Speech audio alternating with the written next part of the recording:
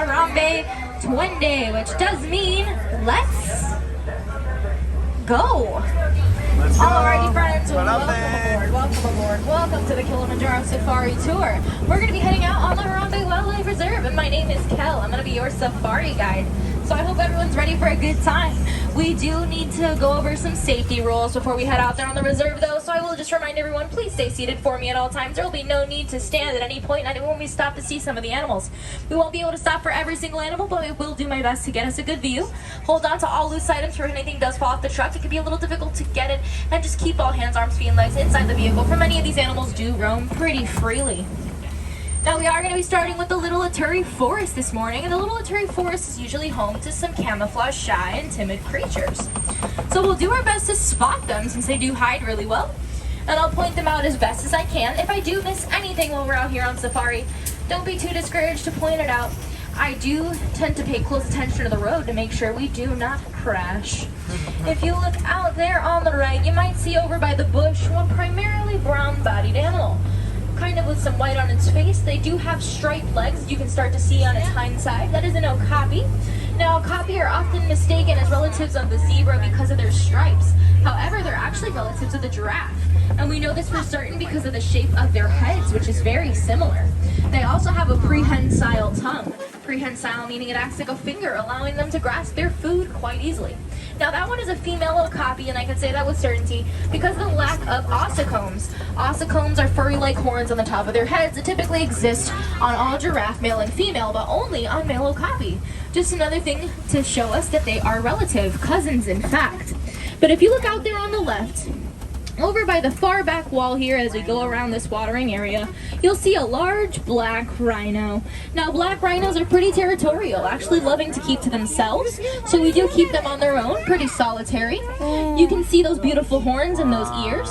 They get to be around 3,000 pounds, so about 1.5 tons.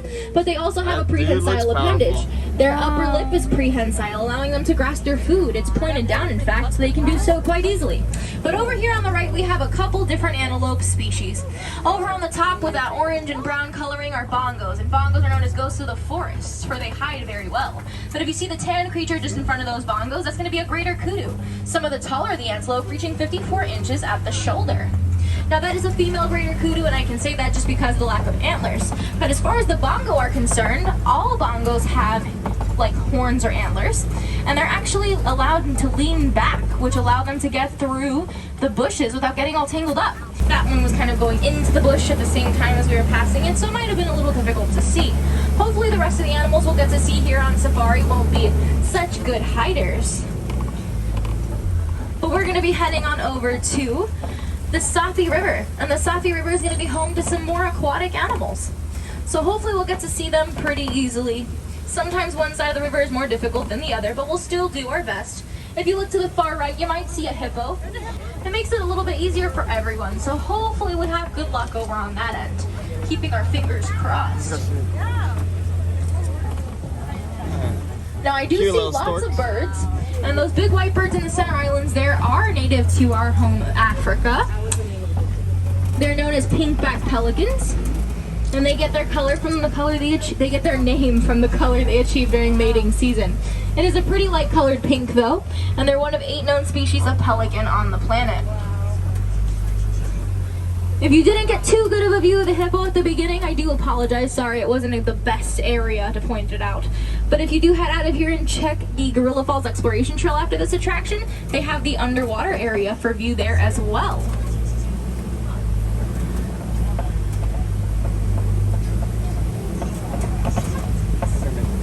Now we are going to be crossing a pretty rickety bridge here in a moment. So stay seated for me, friends. For here on the left, we're going to see the Nile crocodile. And the Nile crocodile is the largest of the crocodilian in Africa, getting to be around 16 feet long and living for around 40-ish years. They have a bite force of over 2,000 pounds of pressure in their jaws, 2,000 pounds. And even with those massively strong jaws, they are wonderful parents, often rattling their eggs around in their mouths to convince them to hatch. They're also one of the few animals with more than one group name, so they can be called a float of crocodile when they are in the water, or a bask of crocodile when they are on land, since they often bask in the sun to gain heat energy, since they cannot produce it on their own, for they are cold-blooded reptiles, after all. here on the right shortly, we're going to be greeted by what looks like an upside down tree. Now this tree is called an upside down tree due to its bare branches, which typically only see leaves for about 3 months out of the entire year.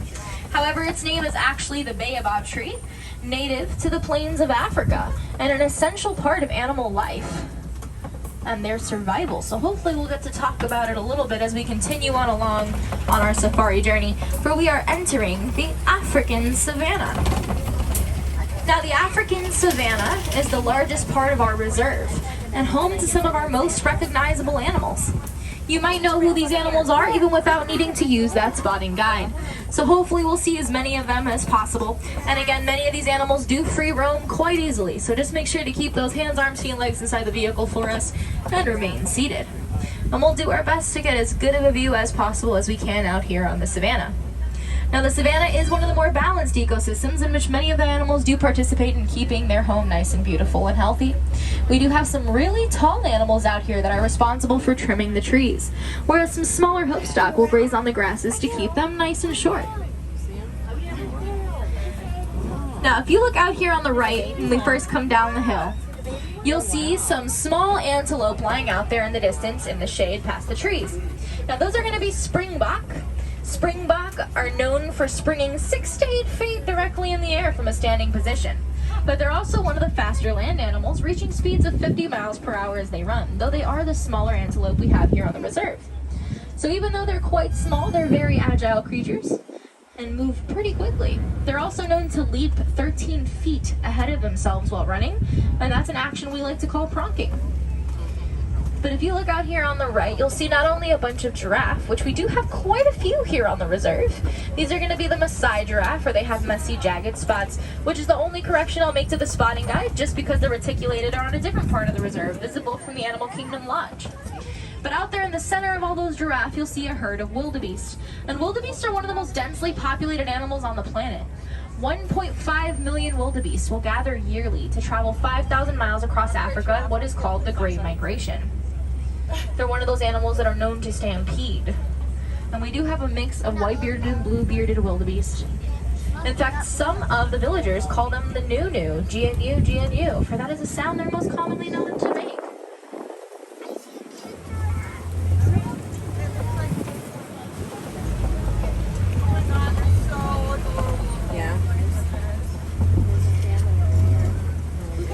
Now out here on the left, occasionally there are some spotted creatures towards the back of the caves. You might see them a little bit in the far middle in the back under one of the trees in the shade.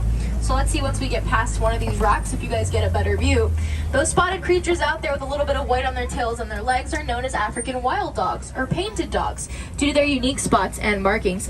They are one of Africa's most successful hunters with an 80% success rate in the wild, even better than that of the lion. And they're able to do that because they run for miles on end with incredible stamina. But they are part of the canine family despite having only 4 toes. If you look here on the left, you'll see some zebra, and these zebra we're going to see are Hartman's mountain zebras, a little different than other species due to their striped patterns. You also have some sable antelope out their way in the back, which are the symbol of our reserve, for they are very protective of each other, and we too are very protective of these animals. But to give you an idea of the stripe pattern of the zebra, you can see one here on the left, for they do not have stripes on the bottom of their bellies, leaving them with a white underbelly. They also have a little bit of excess skin on the bottom of their necks called a dewlap, which helps regulate their body temperature. But my favorite fact about zebras is their group name, for a group of zebras is called a dazzle. Now, as I said, we're going to see many giraffe around here on the reserve. You might notice that we already have quite a few out here on this end. These giraffe in a group are called a tower, of course, because they tower over the savanna. They are the tallest of the land animals.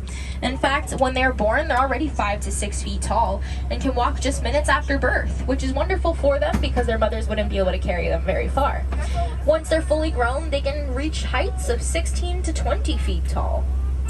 And they can run about 30-35 miles per hour, which sometimes they do when they decide to across the savanna as they migrate all day. They do have something in common with cows, though. They have 4 stomachs, and they use their long prehensile tongues to eat off the trees. Hopefully we'll get to see these prehensile tongues on some of these giraffes as they roam around. For their long prehensile tongues are purple in color, protecting their tongue from sunburn as they reach high into the sky. Their tongues are about 18 inches long, So about as long as typically, to give you an idea, from your hand to your elbow. Looks like it's curtain. There are spots on And if you guys remember the okapi at the beginning of the reserve, the giraffe is their cousin due to the shape of their heads.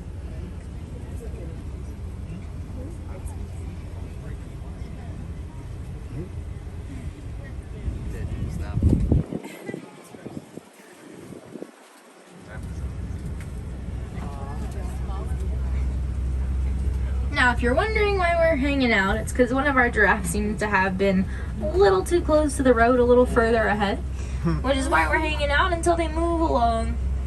Typically, they require a little bit of bribery, and many of our giraffes are young, so they can be a little curious of us as we are of them.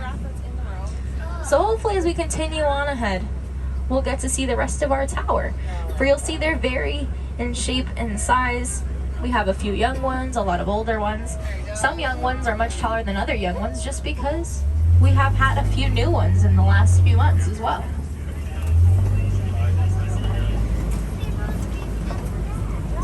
You might notice those furry-like horns on the top of those giraffes' heads.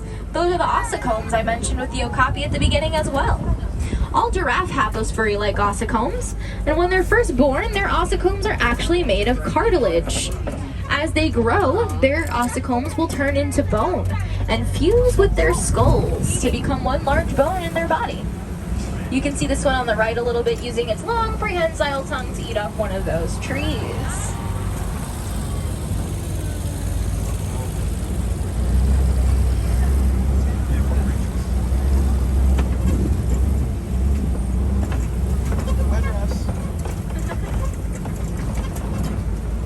You can see another couple of those springbok a little better here on the right in the sun. They have a tan top, a brown middle, and a white underbelly. They kind of look like s'mores. As well as the rest of our herd of wildebeests, since they are very populated, not just here, but all over Africa.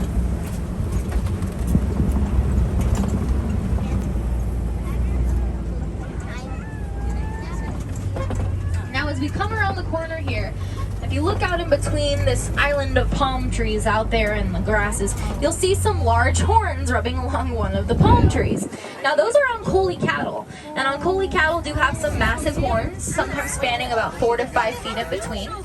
However, their horns are quite light, only about 5 to 10 pounds each horn, due to a honeycomb-like structure on the inside where their blood vessels travel through to keep their bodies nice and cool. Now, they were the cattle that I was speaking of when I was comparing them to the giraffe, for they also have about 4 stomachs.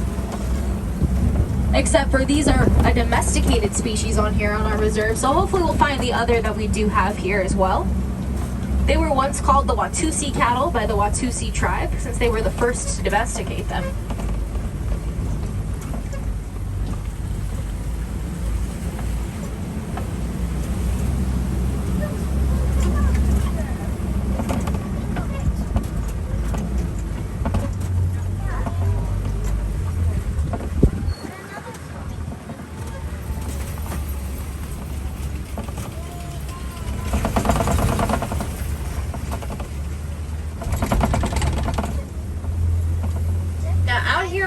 We do have some mandrill monkeys up there on the cliff. Mandrill monkeys are the largest of the monkeys, getting to be around 100 pounds or so once fully grown as males, and they're known for their blue and red features on their faces. But if you look out there on the right, you'll see a couple African elephants. And these African elephants get their name from the shape of their ears, which closely resemble the African continent. These two, I believe, are our sister pair. They do like to roam a little bit further away from the herd. I'm not totally sure because I'm not getting too up close, but hopefully we'll catch up with the rest of the herd a little further ahead so we can get an even better view of our herd. You can see them a little better from here. You can see those tusks and those ears. Again, their ears being why they're called African elephants. Now, an elephant's tusks are the only source of ivory, which is sadly one of the reasons that they do end up being poached and have led them to become endangered. But not just poaching, unfortunately, is the cause for their dwindling numbers. It's also sadly due to the mining of a mineral called coltan out there in Africa, which is used in the batteries of many products like cell phones and laptops that we use on a daily basis. Now we can help animals like elephants and many others keep their homes, and it's as simple as recycling, friends. So by simply recycling old electronic devices when they break or go out of service and no longer can be used, or reselling them back to the retailers when we upgrade for new ones, since many electronics are upgraded yearly, we can reduce the need for the mining of coltan and help many animals along the way, helping them keep their homes while also keeping the devices we love. Now over here on the right you will see some tusk marks in red clay, which lead me to believe that the herd may be nearby. I do see some elephants out there in the distance, so hopefully we'll get to see them as well as we continue along the foliage. Now the herd usually consists of the larger females who are in charge of taking care of the young, a mix of male and female not yet old enough to leave the herd. Elephants do typically go in search of larger watering areas for their herd, for they can smell water from over a kilometer away with an incredible sense of smell.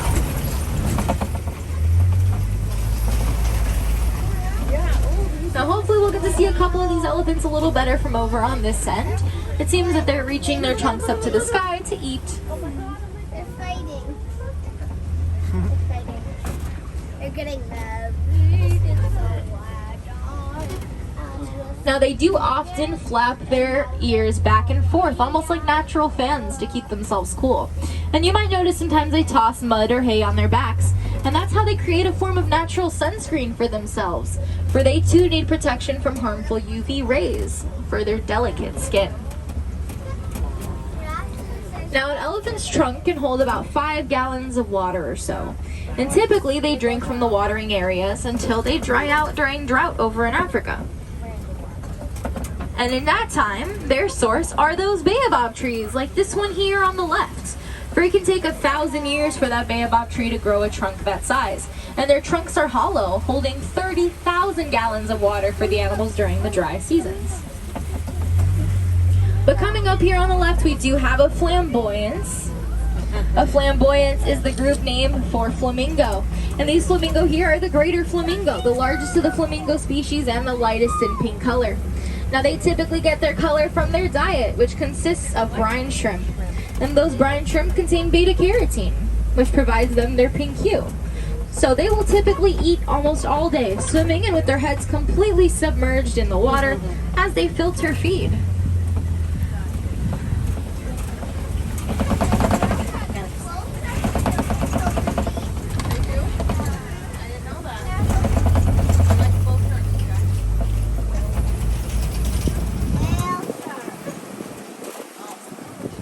Now there are some larger mud pits out here, which lead me to believe that some larger mammals may have also been using the mud pits to cool down a little earlier. So we'll do our best to roam through here pretty vigilantly. Like you might see a form of antelope out there on the right. That's going to be a bantabak. That's our only bantabak, and maybe we'll get another glimpse of him as we continue on along. However, the bantabak have basically gone extinct out there in the wild, so they can typically only be found on reserves like these, which is why we only have one.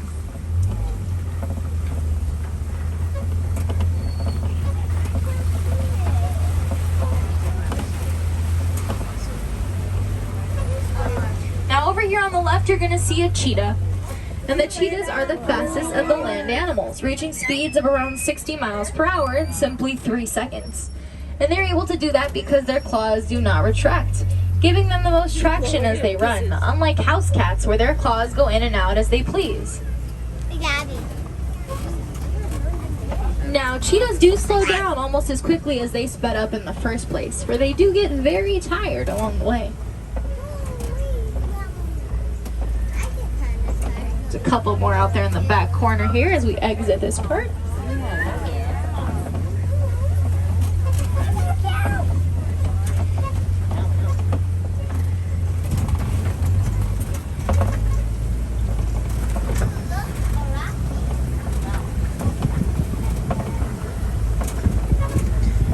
Coming up here on the left, we're coming upon a rock formation known as a copy.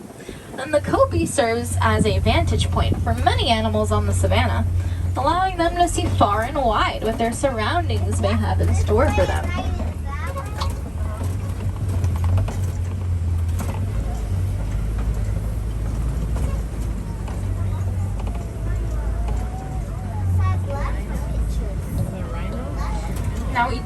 some white rhinos out here to the right, just past one of the trees, you might already begin to see. Now, white rhinos don't have pretty good eyesight, and they're much larger than black rhinos. They get to be around 4,000 to 5,000 pounds, whereas the black rhinos typically around 3,000 pounds. Typically, once we pass some of these larger rocks here on the right, we get a better view of those rhinos, so don't be too discouraged yet if you want to get a good view. But as I was saying, the white rhino doesn't have very good eyesight, which has led them to bump into things quite often. So a group of white rhinos is often called a crash. I get it.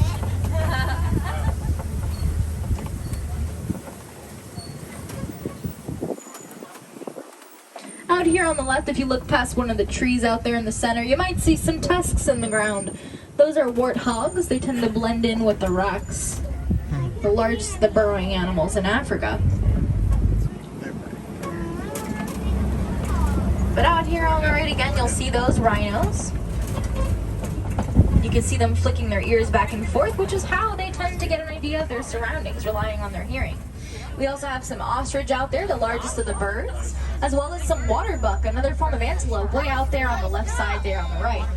You'll also see some ostrich eggs here on the ground, which do get to be quite large, typically around 5 pounds or so. And they're so strong that the average grown man could stand atop those eggs and they typically would not crack.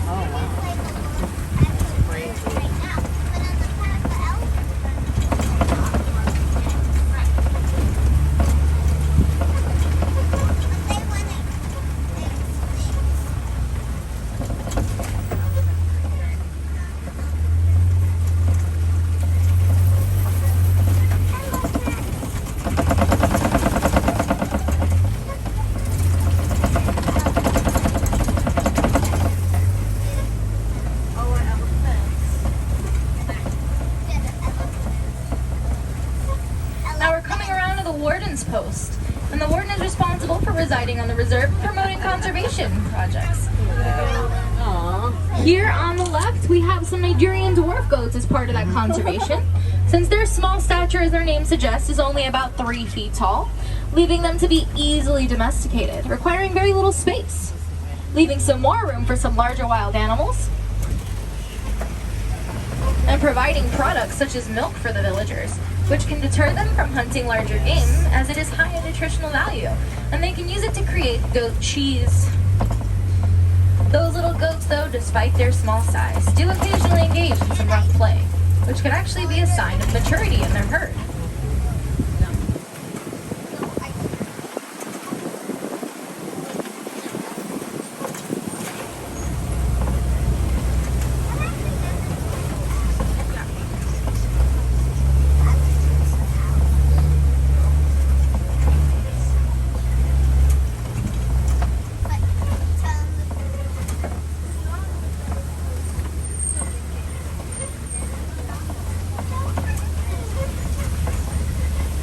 Now we're going to be heading through some decent water here, friends. But not to worry, for this is not Cali River Rapids or Splash Mountain, so we won't be getting wet today. There are a few waterfalls, though, that do make for somewhat of a peaceful, happy ending to our safari journey. And this does mark the end of our time here on the reserve. I hope you all had a wonderful time, for I had a wonderful time with you all. And I hope you got to see some of the animals you were hoping to see. Maybe not all of them, but hopefully a few. And maybe learn something along the way, too. If you'd like to see some more wild animals, such as those hippos that we didn't get too good of a view on here on the reserve, you're more than welcome to check out some other animal spotting areas like Gorilla Falls Exploration Trail, just up the hill and to the right as you exit this attraction. There, not only will you be able to see underwater hippos, you'll see another view of the okapi, maybe another species of zebra, and definitely, as its name suggests, some silverback gorillas. Now, we are going to be talking here in just a second, so make sure to stay seated for me, friends, until we give you the all clear to stand.